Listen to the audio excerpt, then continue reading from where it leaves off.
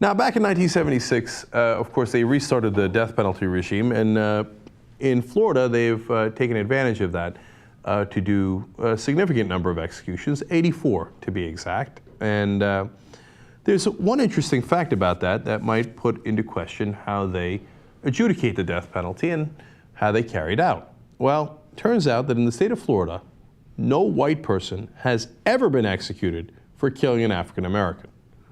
Now, okay, you look at that by itself, you might say, look, there's a lot of different states.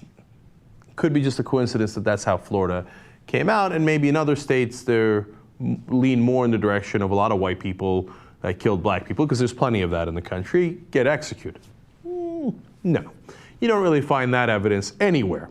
In fact, you find more evidence of bias in how the death penalty is executed in different states. For example, in Alabama, 60% of black death row inmates were convicted of murdering a white person.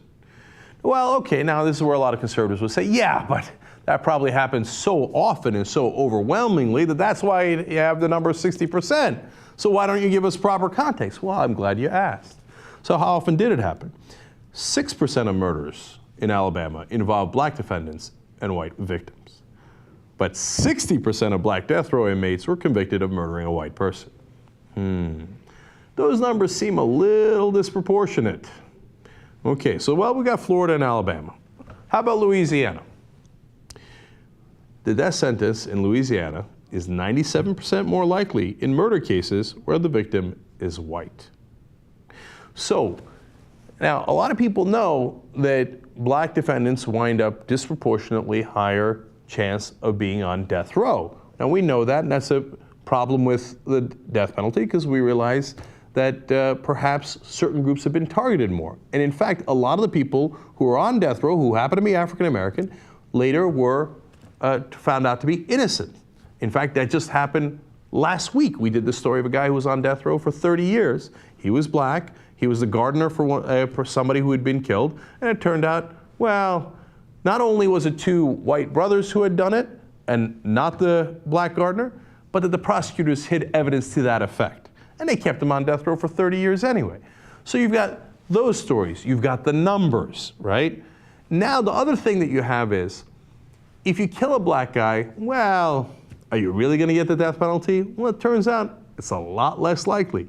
If you kill a white guy, you better watch out, because that's when you're very likely to get the death penalty. So is there some perhaps racial injustice in how we mete out the death penalty, let alone the fact that we shouldn't have it in the first place?